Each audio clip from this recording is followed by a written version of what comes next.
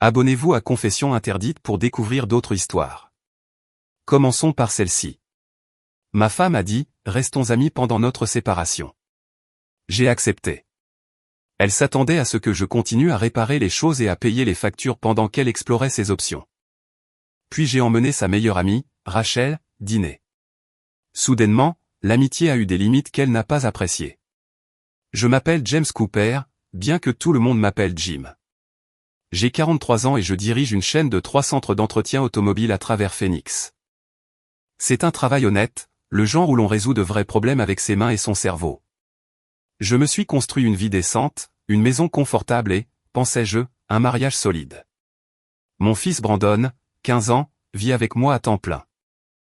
Il est issu de mon premier mariage avec Laura, mais c'est de l'histoire ancienne maintenant.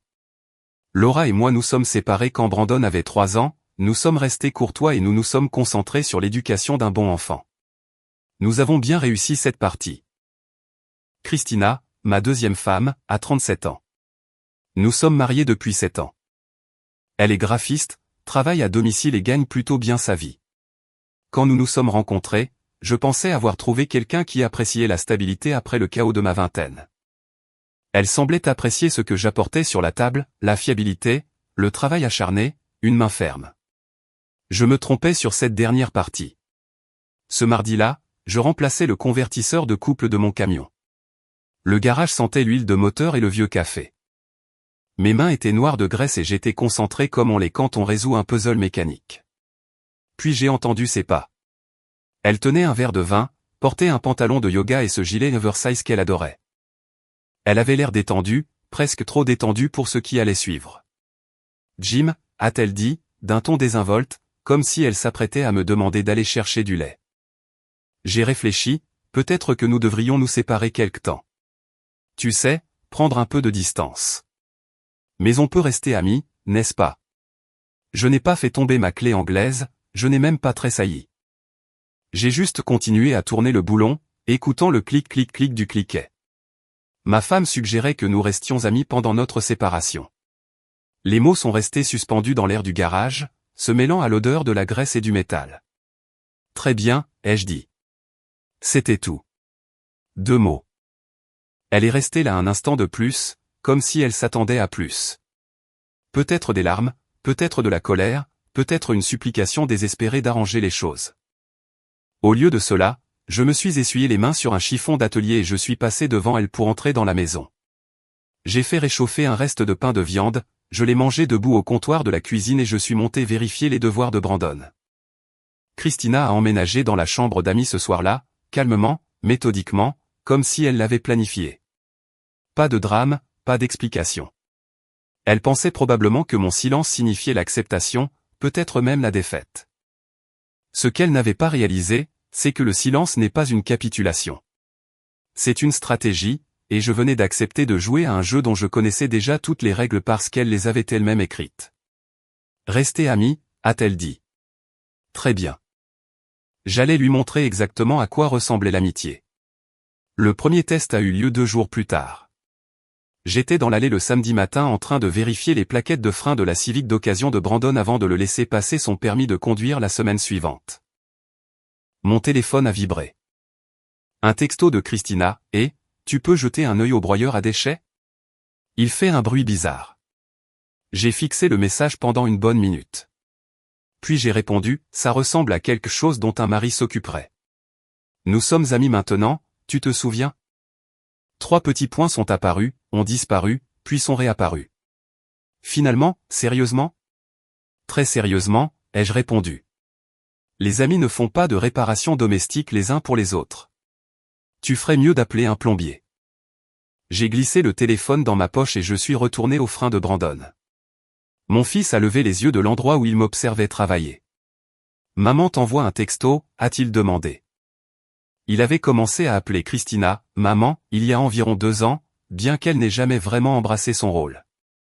Trop occupée par ses projets en freelance et son groupe d'amis. Ouais, ai-je dit sans lever les yeux, juste des trucs pour la maison. Brandon a hoché la tête lentement. C'était un garçon intelligent, perspicace. Il avait remarqué que Christina avait emménagé dans la chambre d'amis, il avait remarqué le changement d'ambiance dans la maison. Nous ne lui avions encore rien dit d'officiel, mais les adolescents ne sont pas stupides. Papa, a-t-il dit prudemment, est-ce que toi et Christina vous vous séparez? J'ai arrêté de travailler et j'ai croisé son regard. Inutile de mentir. Nous prenons un peu de distance, pour faire le point. D'accord, a-t-il dit. Puis, après une pause, tu as l'air d'aller mieux, en fait. Ça m'a frappé plus fort que je ne m'y attendais. Mieux, comme si j'avais été malade et que je me rétablissais enfin. C'était peut-être le cas. À l'intérieur de la maison, j'ai entendu le broyeur à déchets grincer. Puis le soupir de frustration de Christina. Elle est apparue sur le pas de la porte quelques minutes plus tard, les cheveux attachés en arrière, l'air agacé. Le broyeur est complètement coincé, a-t-elle dit. Tu ne peux pas juste y jeter un coup d'œil rapide? Je me suis redressé en m'essuyant les mains. Christina, nous en avons parlé. Nous sommes amis maintenant. Les amis ne réparent pas l'électroménager des autres. Sa mâchoire s'est contractée. C'est ridicule. Non, ai-je dit d'une voix égale, c'est exactement ce que tu as demandé. Tu voulais de l'espace et de l'amitié. Les amis ont des limites.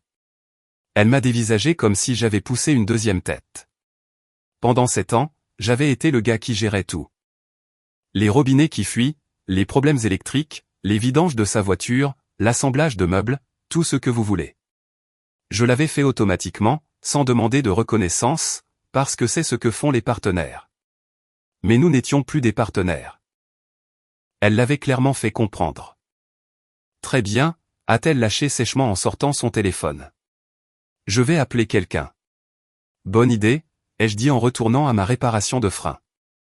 Elle est restée là un instant de plus, attendant probablement que je craque, que je dise que je plaisantais, que je retombe dans le schéma confortable de venir régler ses problèmes. Quand je ne l'ai pas fait, elle est rentrée à l'intérieur. Brandon avait observé tout l'échange. Papa, a-t-il dit doucement, tu ne vas vraiment pas l'aider. J'ai croisé son regard. Fils, quand quelqu'un te dit ce qu'il veut, crois-le. Ta belle-mère veut de l'amitié. Les amis ne font pas de travail gratuit les uns pour les autres. C'est le marché qu'elle a proposé et je l'honorais. Il y a réfléchi, puis a hoché la tête. C'est logique. C'était logique. Parfaitement logique. Et au cours des jours suivants, Christina allait apprendre à quel point c'était logique. Cet après-midi-là, je suis allé faire des courses pour une personne. Eh bien, 1,5, en comptant Brandon. J'ai acheté des steaks, des légumes frais, du bon café, les barres protéinées que j'aimais. Rien de ce que Christina consommait. Pas de fromage sophistiqué, pas de lait d'avoine bio, pas de crackers sans gluten. Quand je suis rentré à la maison, elle était dans la cuisine, s'attendant probablement à ce que je décharge les courses pour nous deux comme je le faisais toujours. Où est le reste, a-t-elle demandé en regardant mes 3 sacs. C'est tout, ai-je dit, ce sont mes courses. Elle a cligné des yeux. Et pour le lait d'avoine et le houmou que j'aime? Nous sommes amis maintenant, Christina, ai-je dit calmement, les amis achètent leurs propres courses. L'expression sur son visage n'avait pas de prix. L'événement professionnel de Christina était programmé pour le samedi soir, à la maison. Elle le planifiait depuis des semaines, une sorte d'événement de réseautage avec ses collègues de l'agence de création. Normalement, j'aurais aidé à l'installation, joué les hôtes, veillé à ce que tout se passe bien. Pas cette fois. Le vendredi soir, elle m'a coincé dans le salon avec son carnet de planification d'événements. Alors demain, je me dis qu'on pourrait installer les tables pliantes sur le patio arrière, a dit Christina, et tu pourrais peut-être faire griller des brochettes de poulet. Tout le monde les a adorées la dernière fois. J'ai levé les yeux du carburateur que j'étais en train de remonter sur une table basse. Ouais, j'avais ramené mon travail à l'intérieur. Ma maison, mes règles désormais. Je ne serai pas là demain, ai-je dit simplement. Son stylo s'est arrêté au milieu d'une note.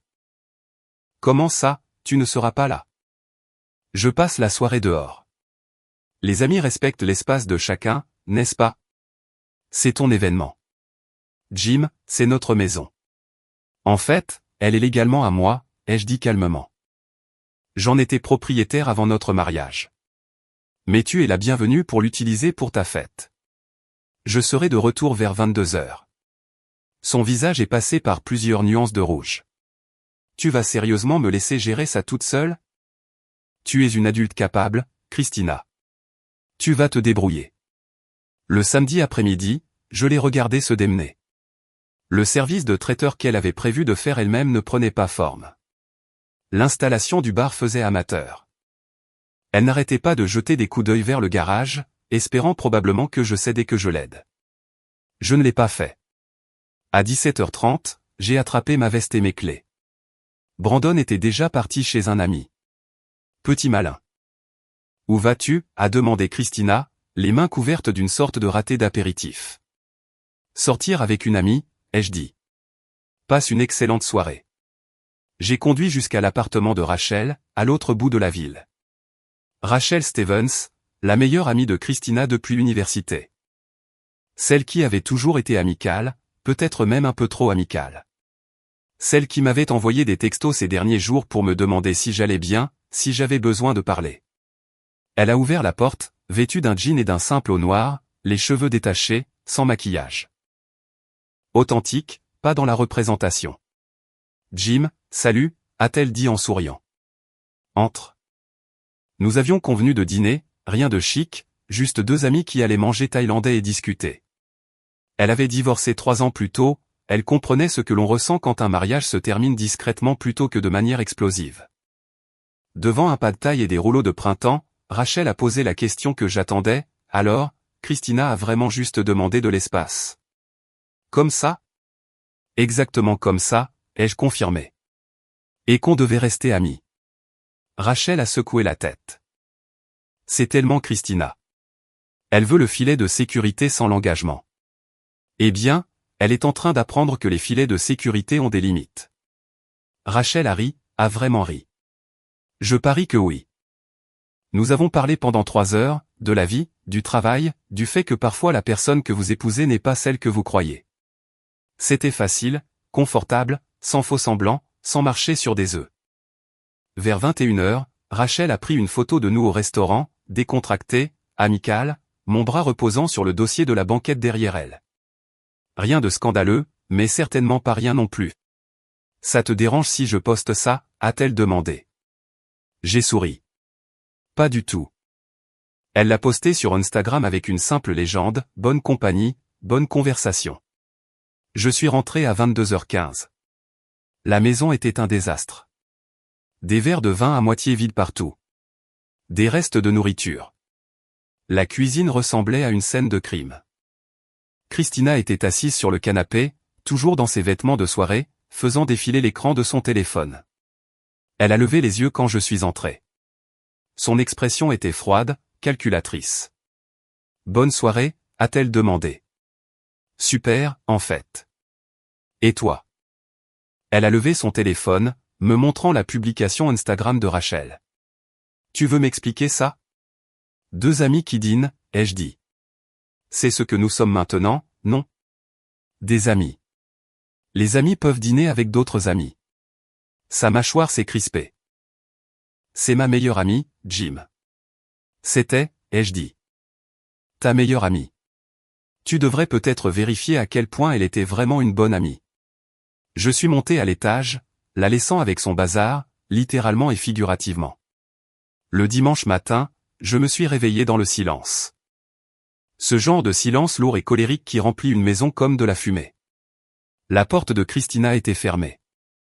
Bien. J'ai fait du café, j'ai commencé à réviser la comptabilité de mes ateliers automobiles. Les chiffres ne mentent pas, et dernièrement, ils m'avaient révélé quelque chose d'intéressant.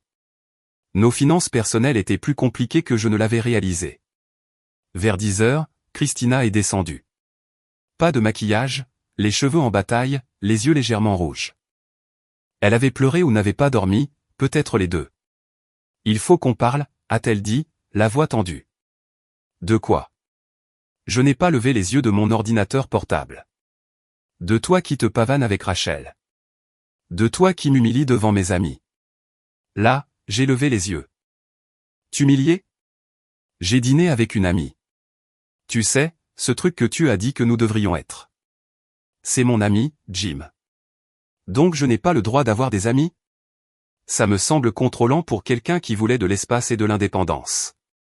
Les mains de Christina tremblaient. C'est différent, Et tu le sais.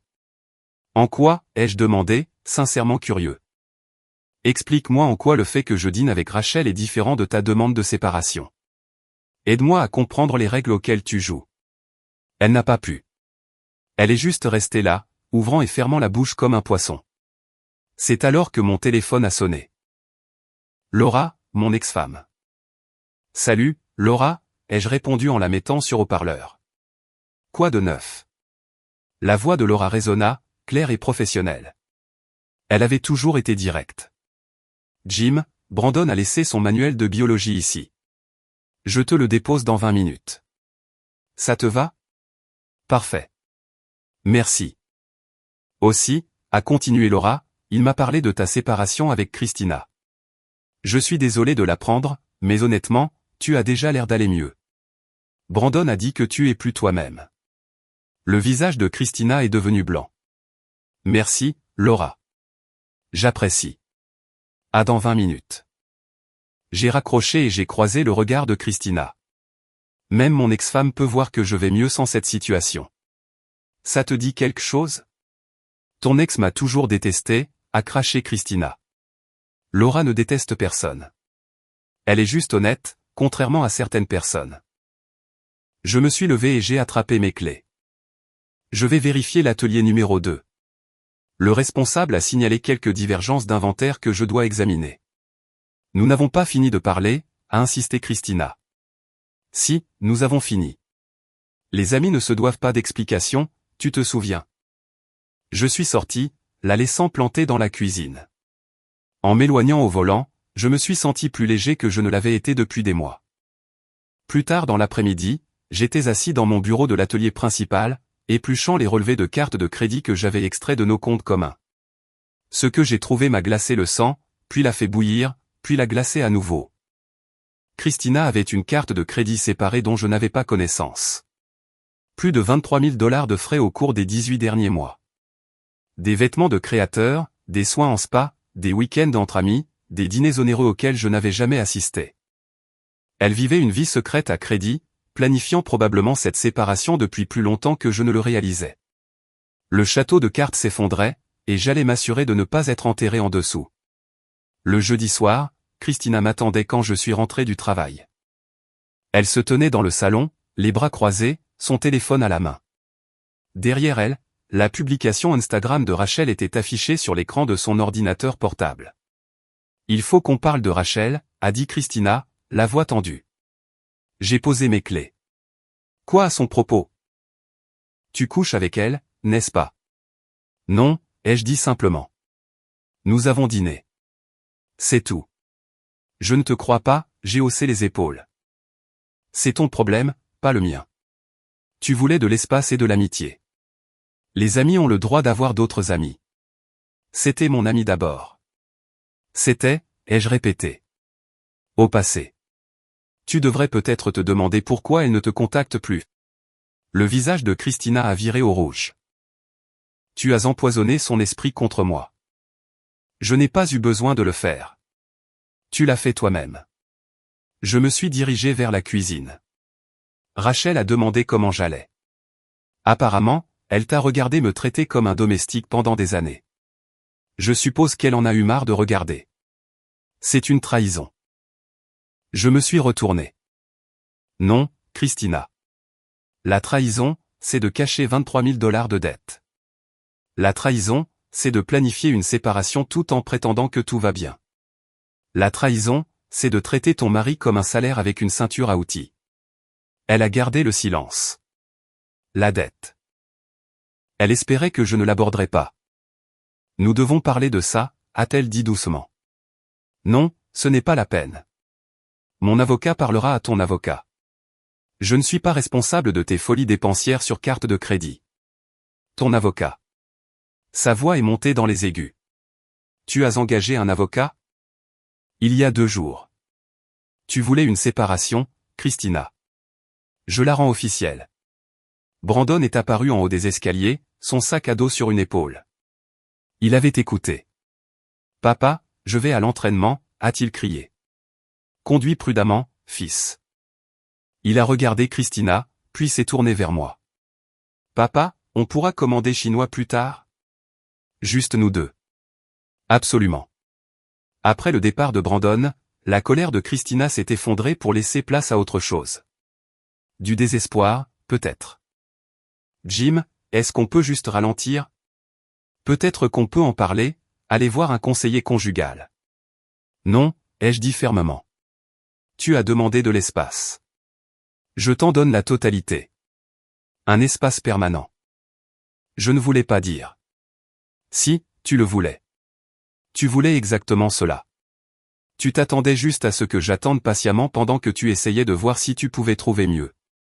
Eh bien, je n'attends pas. J'en ai fini. Son téléphone a vibré. Elle y a jeté un coup d'œil, et j'ai vu le nom clignoter. Derek. Un gars de son réseau créatif, probablement. Elle lui envoyait beaucoup de textos ces derniers temps, j'avais remarqué. C'est ton ami qui t'écrit, ai-je demandé avec insistance. Elle a rougi et a retourné le téléphone. Ça ne te regarde pas, exactement, ai-je dit. Et Rachel ne te regarde pas non plus.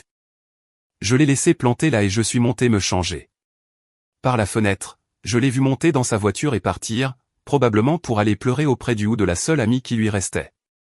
Mon téléphone a vibré. Un texto de Rachel, dîner demain? Chez moi cette fois. Je cuisine. J'ai souri et j'ai répondu, ça me paraît parfait. Les choses avançaient, et pour une fois, la direction me convenait. Le vendredi après-midi, la voiture de Christina est tombée en panne. Ce n'était pas surprenant, puisqu'elle ignorait le voyant du moteur depuis 3 mois malgré mes avertissements. J'ai reçu le texto vers 14 heures, Jim, la voiture a rendu l'âme sur Camelback Road. Tu peux venir me chercher? J'étais au milieu d'une réunion d'inventaire des pièces dans l'atelier 3. J'ai répondu, je ne peux pas. Je travaille. Appelle une dépanneuse. Jim, s'il te plaît. Je suis coincé. L'assistance auto a ton numéro. Utilise-la. J'ai posé mon téléphone face vers le bas et j'ai continué la réunion. 20 minutes plus tard, le responsable de mon atelier, Pete, a frappé à la porte du bureau. Patron, il y a une femme devant qui vous demande. Elle dit que sa voiture est en panne. J'ai soupiré et je suis sorti. Christina se tenait près du comptoir de service, son mascara légèrement bavé, l'air frustré et épuisé. La dépanneuse a dit qu'il y avait 2 heures d'attente, a-t-elle expliqué. J'ai juste besoin qu'on me ramène à la maison. Je ne peux pas t'aider. Je travaille. Mais.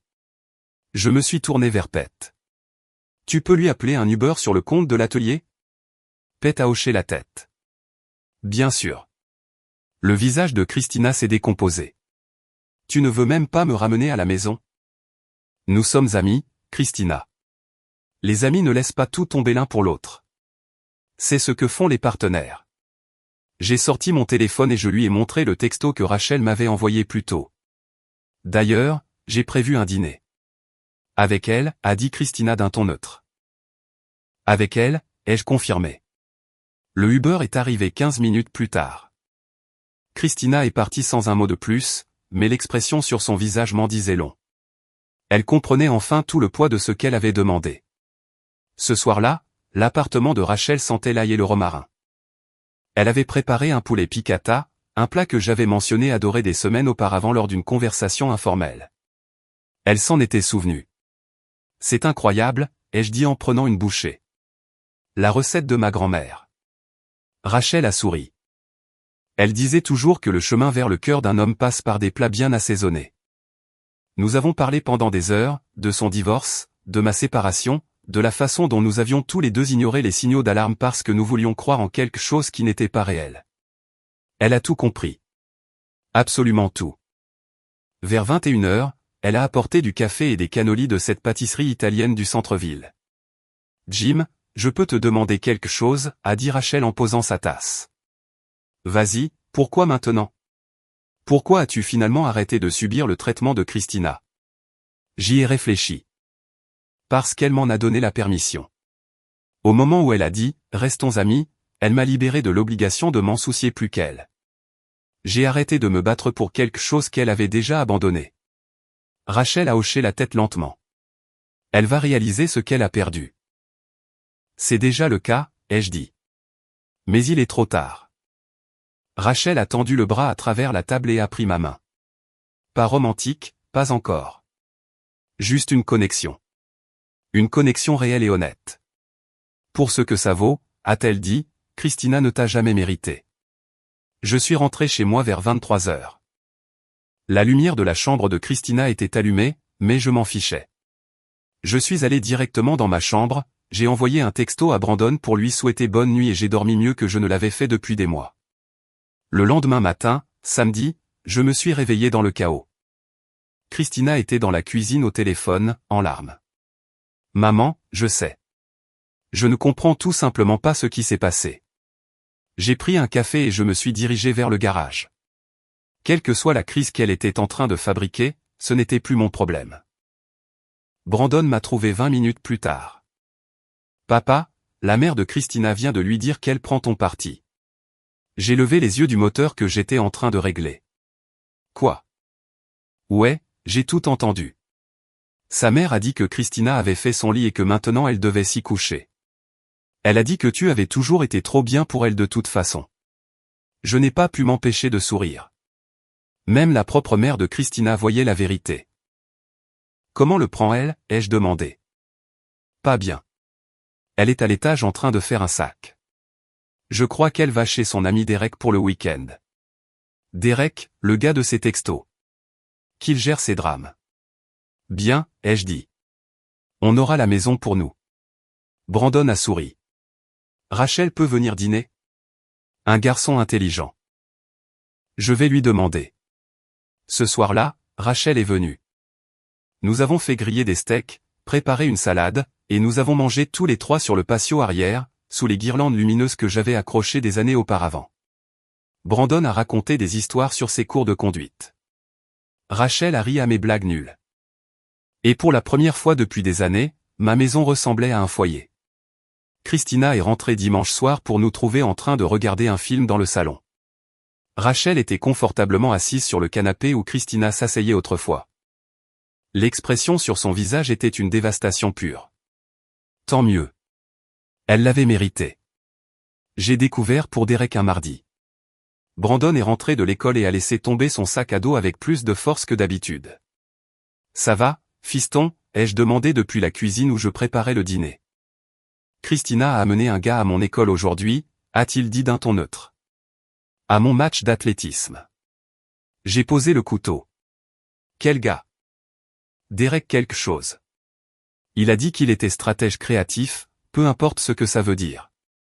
Il portait genre 3 colliers et a parlé de sa start-up tout le temps. J'ai failli rire. Comment ça s'est passé? Maman s'est pointée, aussi. Elle a vu Christina avec ce gars et elles ont eu une altercation sur le parking. C'était gênant. Laura s'était rendue à la compétition de Brandon et avait vu Christina avec son nouveau petit ami. Cela devenait intéressant. Qu'est-ce que ta mère a dit? Elle m'a pris à part après et m'a dit, ton père mérite mieux que ce cirque. Ensuite, elle m'a demandé si tu allais bien. Qu'est-ce que tu lui as répondu? Brandon a souri. Que tu allais super bien. Que Rachel venait à la maison et que maintenant, tu riais vraiment. Ce soir-là, Laura m'a appelé directement. Jim, je ne suis pas du genre à m'en mêler, mais j'ai vu Christina aujourd'hui avec une espèce d'adulte enfant qui a l'air de faire ses courses dans des friperies de manière ironique. Je n'ai pas pu m'en empêcher. J'ai ri. C'est Derek, son nouvel ami. Ami, a répété Laura avec scepticisme. Mouais. Eh bien, pour ce que ça vaut, elle avait l'air malheureuse en essayant de l'impressionner. Et lui avait l'air de déjà planifier sa sortie. Merci de me le faire savoir. Jim, a dit Laura, la voix plus douce. Je le pense sincèrement. Tu sembles différent, mieux. Brandon dit que tu es vraiment présent maintenant. Je le suis, ai-je admis. Il m'a fallu assez de temps.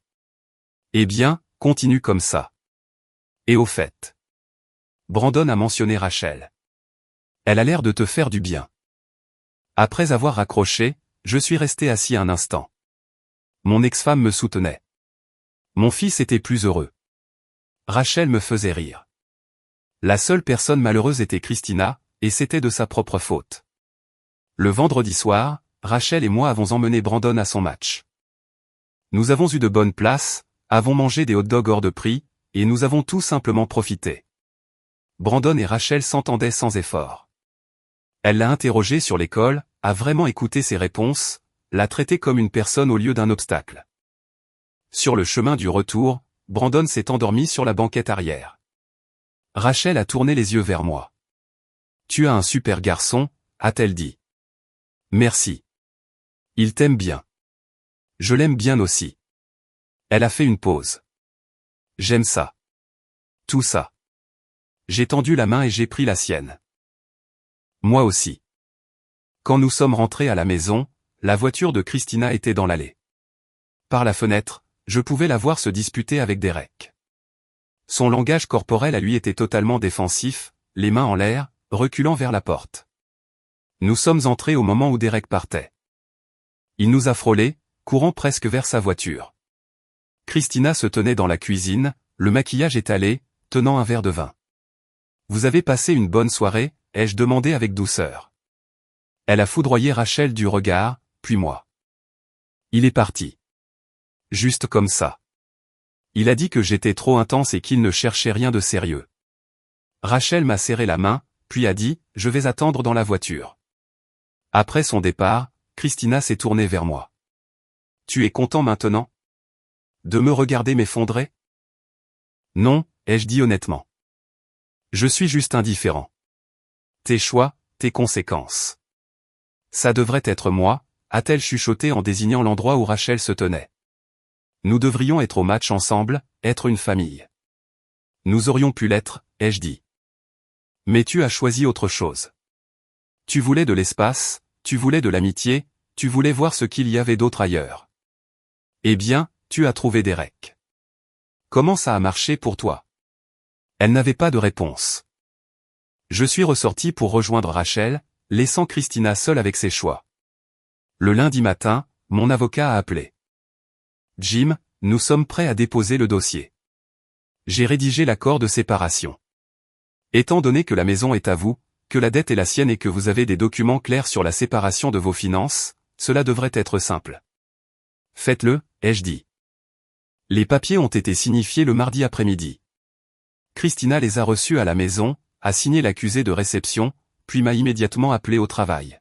« Tu le fais vraiment ?» a-t-elle dit d'une voix creuse. « Oui. Juste comme ça. Pas de discussion, pas d'essai d'arranger les choses. Christina, tu as mis fin à ce mariage le jour où tu as demandé de l'espace. Je ne fais que le rendre officiel. Et pour la maison ? À moi. J'en étais propriétaire avant notre mariage. La voiture ? Laquelle ? Ta Prius est à toi. Mon camion est à moi. Qu'est-ce que je suis censé faire ?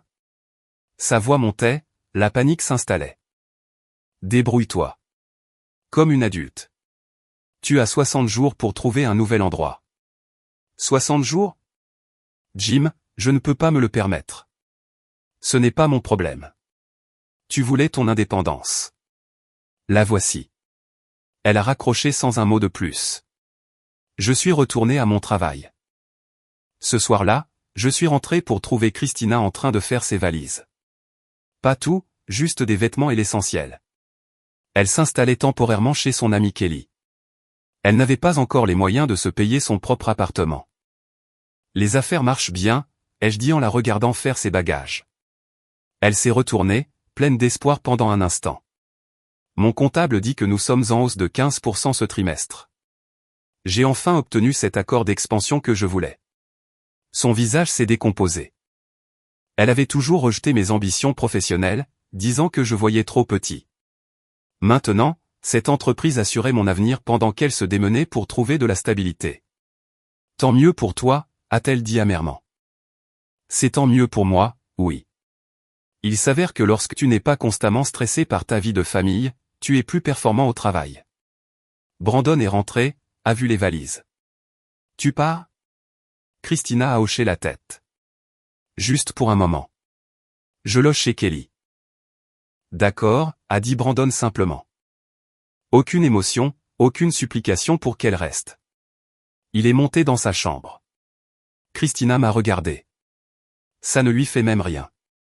Tu ne lui as jamais donné l'impression qu'il comptait pour toi, ai-je dit. Les enfants remarquent ce genre de choses. Elle est partie 1 heure plus tard. La maison a semblé immédiatement plus légère, comme si quelqu'un avait ouvert toutes les fenêtres après des années d'air vicié. Rachel est venue ce soir-là. Nous avons préparé le dîner ensemble, quelque chose de simple. Des pâtes, du pain à l'ail, de la salade. Elle se déplaçait dans ma cuisine comme si elle y avait sa place et cela semblait naturel. « Comment vas-tu » a-t-elle demandé pendant que nous mangions. « Honnêtement, je me sens libre. »« Bien » a-t-elle dit en souriant. « Tu mérites de te sentir libre. » Après le dîner, nous nous sommes assis sur le patio arrière, sous les étoiles. Elle s'est appuyée contre moi et j'ai passé mon bras autour d'elle. « Jim » a-t-elle dit doucement. « Je sais que tout cela est encore récent, le divorce et tout le reste, mais je veux que tu saches que je ne vais nulle part. » J'ai embrassé le sommet de sa tête. « Bien. Parce que je n'en ai pas envie non plus. » À l'intérieur, mon téléphone a vibré. Un texto de mon avocat. L'avocat de Christina avait répondu. Elle ne conteste rien. Cela devrait être finalisé dans les 90 jours. 90 jours. 3 mois avant d'être complètement libre.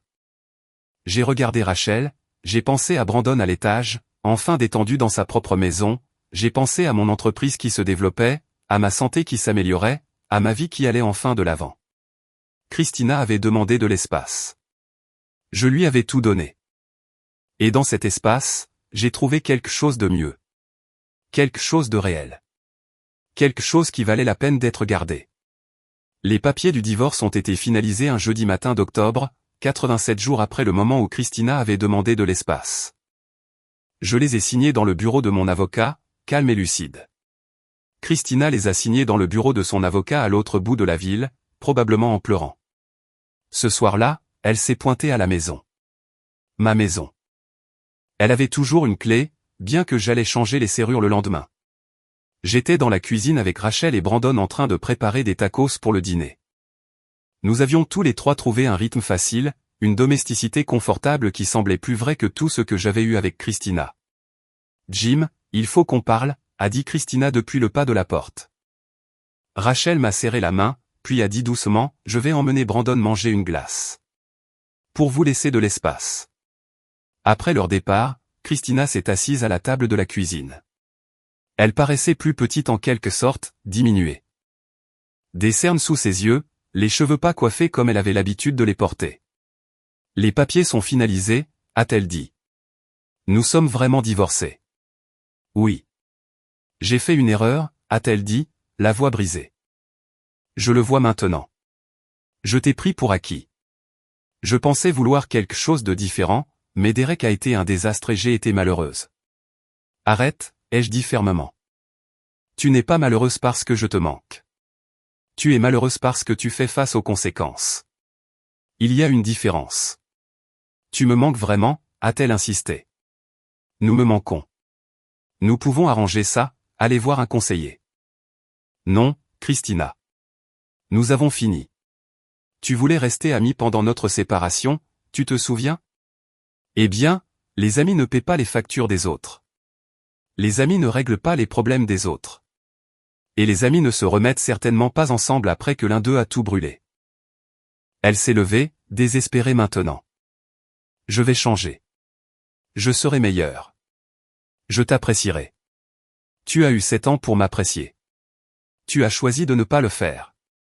Je me suis appuyé contre le comptoir. Rachel m'apprécie. Elle est présente. Elle me pose des questions sur ma journée et m'écoute vraiment. Elle traite Brandon comme s'il comptait. Tout ce que tu ne faisais pas, elle le fait naturellement. » Le visage de Christina s'est décomposé. « Tu l'as choisi vraiment elle plutôt que moi. »« Je me choisis moi. Rachel est juste assez intelligente pour me choisir aussi. » Elle a attrapé son sac à main en pleurant ouvertement maintenant. À la porte, elle s'est retournée une dernière fois. « J'espère que tu es heureux », a-t-elle dit amèrement. « Je le suis », ai-je répondu honnêtement. Pour la première fois depuis des années, je le suis vraiment. Elle est partie. J'ai changé les serrures ce soir-là. 4 mois plus tard, tout s'était mis en place. Le divorce était définitif. Christina avait déménagé à Tucson pour un nouveau départ et j'avais racheté sa participation minime dans quelques biens communs pour beaucoup moins que ce qu'elle avait espéré. Brandon a obtenu son permis de conduire et une bourse partielle pour l'athlétisme. Laura et moi avons maintenu notre relation de coparentalité cordiale et elle a même pris un café avec Rachel une fois, lui donnant son sceau d'approbation. Mon entreprise s'est étendue à un 4e emplacement. Cette croissance de 15% s'est transformée en 23%. J'ai embauché 2 nouveaux directeurs et j'ai enfin eu le temps de prendre de vraies vacances. C'était un samedi matin de février quand j'ai demandé à Rachel de se promener avec moi au Papago Park. Brandon était à une compétition d'athlétisme. Le temps était parfait et cela faisait 2 semaines que je transportais une petite boîte dans ma poche. Nous avons grimpé au sommet des collines pour admirer Phoenix. La ville s'étendait sous nos pieds, vaste et pleine de possibilités. Rachel, ai-je dit en me tournant face à elle. Tu te souviens de ce que tu as dit un jour sur le fait d'être présent parce qu'on le veut, et non parce qu'on a besoin de quelque chose? Je m'en souviens, a-t-elle dit en souriant. Tu as été présente tous les jours pendant 6 mois. Tu as été patiente avec mon désordre, gentille avec mon fils, honnête surtout. Tu m'as rappelé ce que ça fait d'être choisi, et pas seulement toléré. Je sortis la boîte et je l'ai ouverte. Une bague simple, rien de tape à accent grave-l'œil, mais de qualité, comme elle. Je ne te demande pas de me sauver. Je te demande de construire quelque chose avec moi. Épouse-moi. Ses yeux se sont remplis de larmes, mais elle souriait. Oui, absolument oui. Brandon a été ravi quand nous le lui avons annoncé. Laura a envoyé ses félicitations. Même mes partenaires commerciaux ont remarqué que j'étais plus heureux, plus concentré. Christina a envoyé un texto quand elle a, d'une manière ou d'une autre, appris la nouvelle, j'espère qu'elle réalise ce dans quoi elle s'engage. J'ai simplement répondu, elle le réalise. C'est pour ça qu'elle a dit oui. Nous nous sommes mariés cet été-là, une petite cérémonie avec juste la famille et les amis proches. Brandon était mon témoin.